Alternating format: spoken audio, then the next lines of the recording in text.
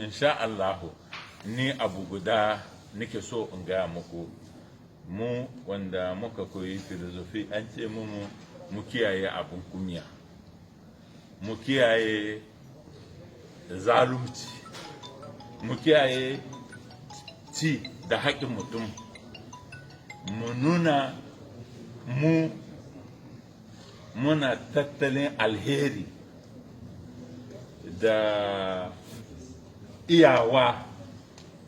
da kiyaye abin da zai ji ma al'umma. Nauyin da kake da shi a matsayinka na shugaban ƙasa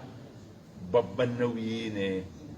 amma Allah ya baka babban iko a hannunka, kenan Allah yana so ka zama adili kamar yadda shi yake. Domin wanda muka karanta filozofi ya kamata